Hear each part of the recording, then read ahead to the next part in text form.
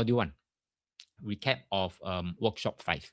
Now, in this Module 1, we begin by reviewing the essential wisdom we explore in Workshop 5, specifically Chapter 13 to 16. Each chapter offers a very powerful insight into how we can live with more peace, more clarity, more alignment with the Tao. So let's revisit them one at a time before we move into the module for this workshop proper. Let's begin with the recap with chapter 13. This is one of the more striking chapters of the Tao Te Ching because it flips our common assumptions upside down. Lao Tzu invites us to rethink how we respond to praise, blame, success, failure, what he calls in short, favor and disgrace. Let's listen to the opening lines again. In chapter 13, the first line says, praise and disgrace both disturb the heart. The greatest misfortune is the self. Here, Lao Tzu points out something very subtle, very powerful. Both praise and blame, or disgrace are destabilizing. Why is that so? Because we begin to attach our identity to how others see us. When we are favored, when we are being praised, we fear losing that praise, or we fear losing that favor. When we are disgraced, we fear the shame. So either way, we are caught in this fear thing. That is the fear of losing praise, or fear of losing the fear to be in the shame. Okay, so let's break it down. In chapter 13, it says 宠为下. 宠为下 means to be favored or to be praised is to be in a lower position. Because when you are favored, you are also afraid. 得之若惊，失之若惊 means you are shocked when you gain it, you are terrified when you lose it. Either way, you are putting yourself in a lower position for nothing. So this is what happens in toxic relationships, in office politics, even in social media today. And at the root of all these fears, the self, the ego, is the one, that clings to the reputation. Lao Tzu further says that treat your body as if it belongs to the world. Care for it, not for the ego, but for the service. Why? Because when you live only for yourself, every gain, every loss hits you hard. 荣辱若惊. Okay, so this is what it means. But when your body becomes a vessel for something greater, you transcend personal suffering. So don't take things so personally that everything people say is all about you. No, just treat your body as a vessel that belongs to the world. And here are 3 insights we can draw from chapter 13. Number 1, external validation is a trap. If you're waiting for approval from someone else before you dare to move, that is called external validation. So if we chase praise or avoid blame, we give away our power. That is number 1. External validation is a trap. Number 2, true peace comes from detachment. Now, the sage remains calm when praised or scolded. Sage means 圣人, right? Or wise people. Remain calm, whether they are being praised or whether they are being scolded, they will just remain calm and poised. Number 3, the ego, the self, is the source of inner turbulence. When we stop identifying so personally with everything, we will suffer less. So imagine walking on a tightrope, constantly adjusting to applause, adjusting to criticism. That's how most people live. Last time I used to be like that too. But the Tao invite us to step off the rope altogether. Be like the earth. It receives both rain and sunshine without pride, without complaint. Okay, so chapter 13 isn't about becoming indifferent or emotionless. It's about freedom from the roller coaster of the ego and learning to live from a deeper source, not based on praise, not based on judgment, but on alignment with the Tao. Lao Tzu also says, love your body as if it belongs to the world. Not just for pleasure, not just for personal gains, personal goals, because this body is your vehicle to serve something greater. If you truly love your body, you wouldn't stress it with stress, with overwork, with addiction, or with revenge. Because this body is the only tool you have to make a difference in this world. Your body isn't just yours, it's entrusted to you for the benefit of others. At least this is what Lao Tzu says. Huh? So if you want a reason to eat well, sleep well, live well, you know, not for six packs or on your tummy or something like that, but because a healthy you can carry more people. When I carry means uplift more lives. So the moment you stop asking what do I want to do with my life and start asking how can I be of service with this life, you feel the weight of the world turn into purpose. And that's what Lao Tzu means by if you truly love your body, the world can be entrusted to you. 弱可托天下. This is what it means. So Lao Tzu invites us to reflect on something we cannot see, we cannot hear, we cannot grasp. He's pointing to the Tao, the eternal source that lies beyond the senses. Now, let me read this verse in chapter 14. We are already moving on. I think in the last workshop, now we're talking about chapter 14. So let me read this verse in chapter 14, and I invite you to listen not just with your ears, but with your awareness. If say, but master, if we don't have the heart to service, is it okay? I just happily live like that. Can, as long as it is meaningfully. Now, meaningfully is subjective. Meaningful to you may not be meaningful to me, but at least it must be meaningful to you, minimally, right? So you don't have to be service to the world. It can be service to your family, can be service to your spouse, can be service to your children, as long as meaningfully, can, and it's very subjective. So don't let other people's opinion about what meaningfully means to drown out your own definition of meaningfully. Chapter 14 is there's something you look for it, but you can't see it. That's called invisible. And then you listen for it, but you can't hear it. That's called silence. You reach for it, but can't grasp it. That's called subtle. So actually, these three lines that I've just mentioned, they are there to describe Tao. Okay, so these three cannot be fully explained. So they are actually merged into one. Okay, Lao Tzu is describing the Tao as something that lies beyond our ordinary perception. So when we try to see it, it's invisible. When we try to hear it, it's silent. When we try to grasp it, it slips away. That's Tao. Yet, despite all these three, Tao is very, very real. More real than what we can perceive. Think of Tao like the air, like the Wi-Fi. You can't see air, you can't see Wi-Fi, but you know it's there. You don't have to understand how it works in order to breathe, right? So in the same way, Tao supports everything even when it's invisible. Many people call this uncertainty. So when dealing with uncertainty, it's not something we figure out with the mind. Okay, but we are trained to do that. We are trying to we tend to figure out uncertainty with our mind. But Tao say is something we come to feel through the inner stillness. So Tao is not chaotic. Some people may say that it's 混沌, it's very chaotic, but it's not. It's very precise. It has principles. We call it patterns or code. So it's a subtle principles, but this anyway is principles. So the patterns of life don't change. That's the surface symptom, 表里. So if you understand the root rhythms, the ancient Tao, the natural law, you can handle anything that appears new today. Because the Tao isn't outdated, it is timeless. Now, why constant innovation might be a threat?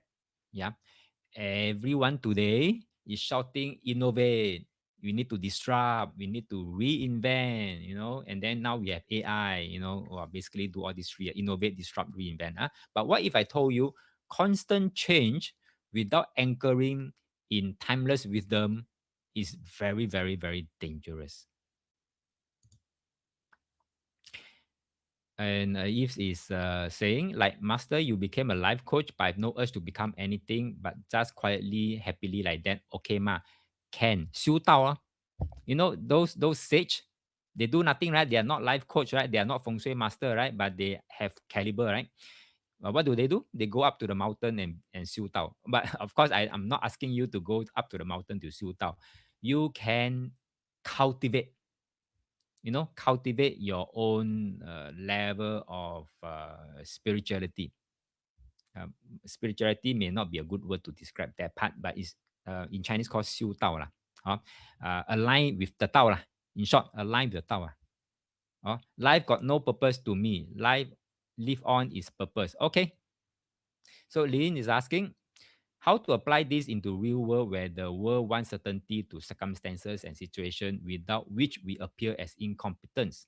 How to integrate this detachment from certainty into real world. No attachment is the key to it. People can run ahead.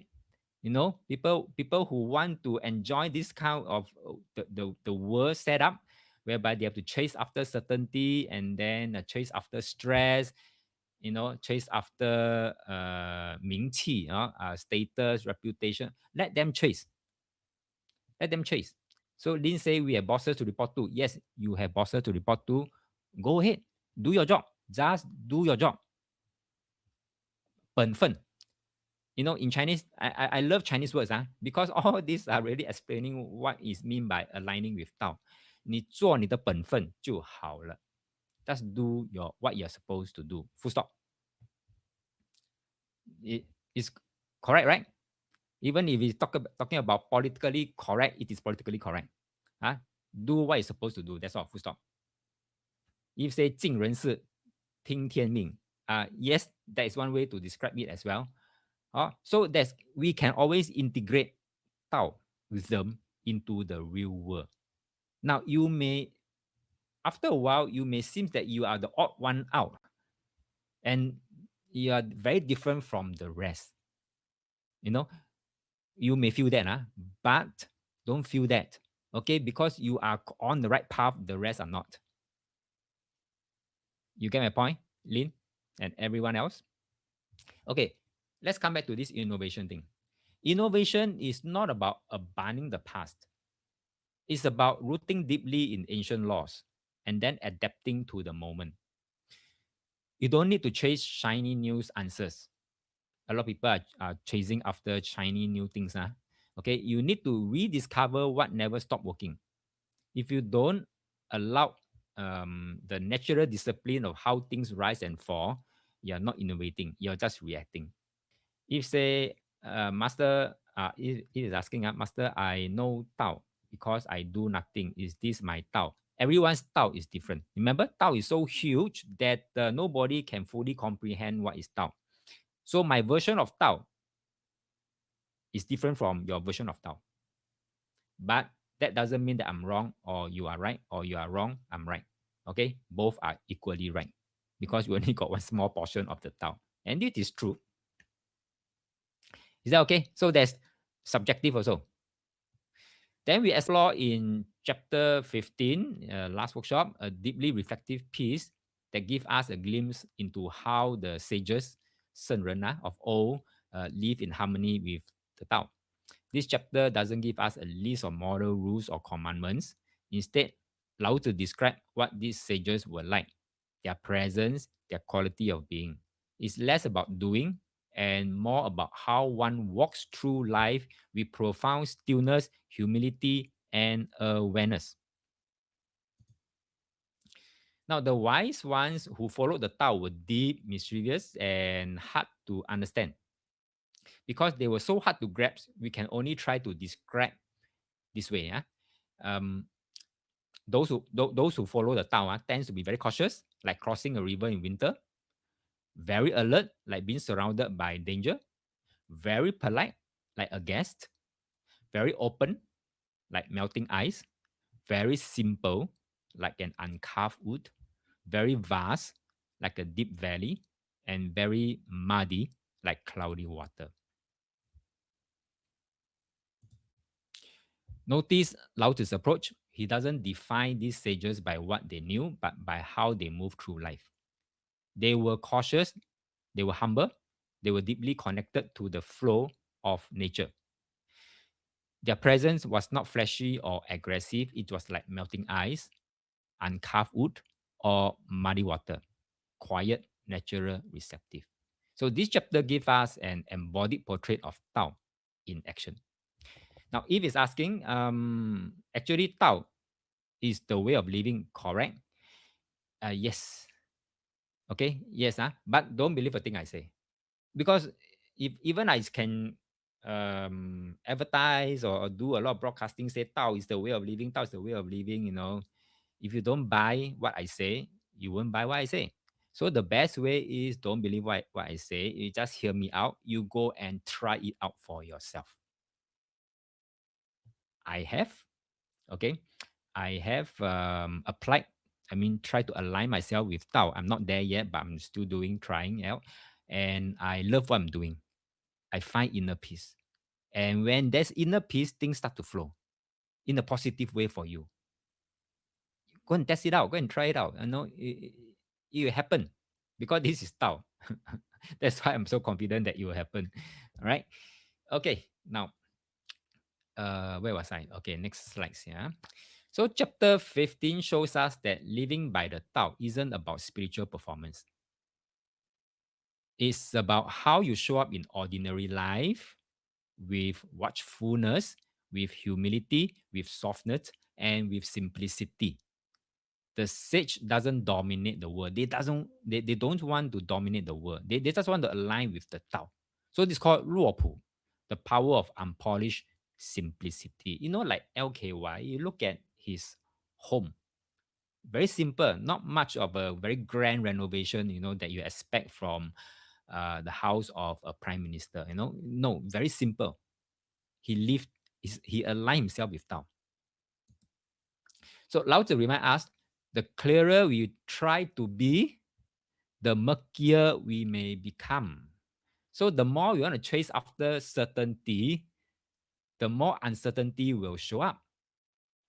But if we allow the muddy water to settle, clarity will naturally come out on its own. So let us practice this stillness and let the Tao reveal by itself naturally. That's called Wu Wei. Oh, so Eve say, yes, agree, master, I experienced. Okay, that's good. That's good. So keep on. Now that with this experience, I'm sure you have more confidence that aligning with Tao is the way forward. In workshop 5, we covered the last module on chapter 16, a profound meditation, not medication, meditation on stillness and the wisdom of returning to our roots. Lao Tzu invites us to embrace silence and a quietude as a source of strength and clarity. This chapter teaches us that by returning to stillness, we connect with the eternal Tao and find renewal. So you'll find that there are certain keywords that keep showing up in Tao Te Ching.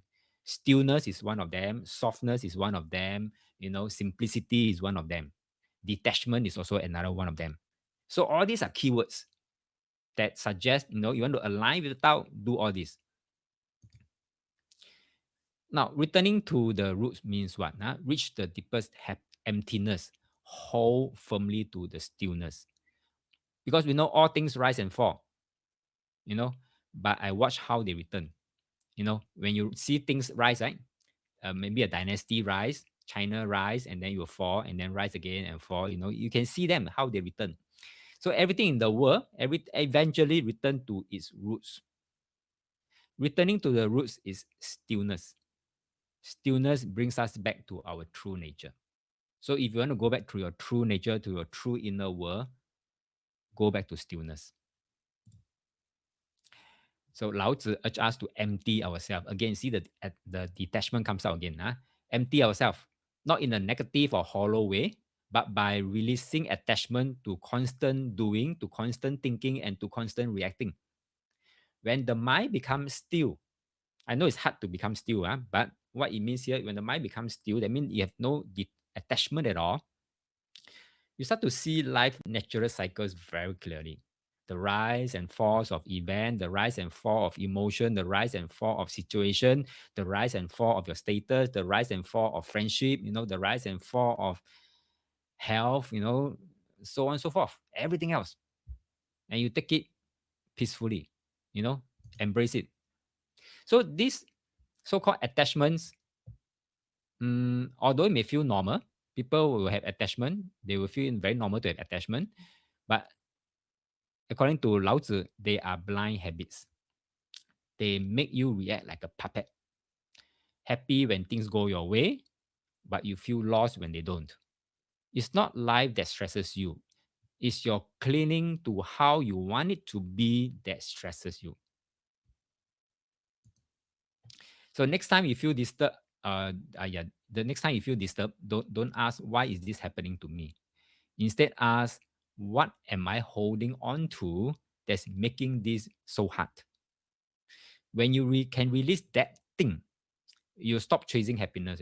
You can start living in peace, because real strength is the ability to stay still when the world isn't. Now the world now is not staying still. It's so turbulent. If you look at what had happened in the last few months, it's very turbulent. And now, there's someone who say want to take over Greenland by hook or by crook. That is very worrying. Okay, so as a quick recap here, so basically, Tao Te Ching is trying to say in this workshop, empty your inner noise, let go of the must have and must not have. Let go these two, okay, and then hold your stillness long enough for your heart to settle. Heart to settle means let the murky water settle. I know it's hard. Okay, I know it's hard. You want to, if I ask you to stay still for for 5 minutes, it's very hard. Now you will want to grab your phone. You will want to attend to the baby if you have. But every minute you stay still, you are not just coming down. You're actually breaking free. So most people are obsessed with the surface. What are the surface? Like job titles, like getting ahead, getting better, getting more pay, getting money, approval, fames, more likes in the Facebook, but they forget this truth. No matter what you gain, in the end, dust to dust, ashes to ashes. That's what we all return to. So what's the point of this life? If the ending is the same, maybe we are not here to win the game. Okay, we are not here to be ahead. So don't chase the leaves. It's better off to nourish the root. We can admire the flowers. Yes, very nice. But flower is temporary. But root, eternal. Okay. Many people panic when something ends. A relationship ends, a job ends, a dream ends. But endings are not final. They are, we can call that as return. Return to the root. Okay. So think about it. When a tree sheds all its leaves in autumn and winter, is it dying? It's not dying. Okay. It is returning to its roots, getting ready to bloom again.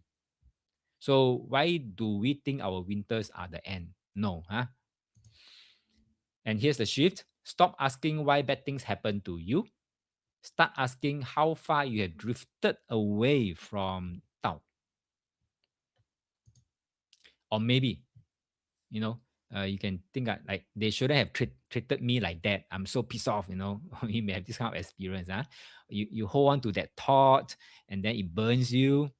But what if I told you they were supposed to do that to you? Not as punishment, but as a wake-up call. So when you truly understand the constant, you see through the illusions of personal attacks and you don't take offense. So yeah, you don't take offense. You take insights. You don't shout back. Okay, but you bow inward and you say thank you for the lesson. So let's be clear about this. That's not weakness. Not at all. Not weakness. And also, in the last workshop, I shared this example. Life isn't a snapshot; it's a cycle. Look at this example here. I raised last workshop. Lionel Messi, he tried for decades to win the World Cup, worked harder than almost anyone else. So in 2014, he gave up everything, but he still lose the final. So is it fair to him, or is it unfair? You know, So it's not a snapshot. It's not that moment 2014 he was a failure. No, it's not about snapshot. It's about a cycle, a process. But in 2022, at the age of 35, he finally won. Not because of one moment, but because of a whole journey, a cycle of effort, loss, and return. You may feel like the one still standing in the rain, while someone else just hop on to the success bars and then smiling, but you're only looking at this particular snapshot moment. Tao teaches us to zoom out. Wholeness comes when we let go of ego and trust our self nature. So ask yourself this: could this delay or could this failure be setting me up for deeper growth?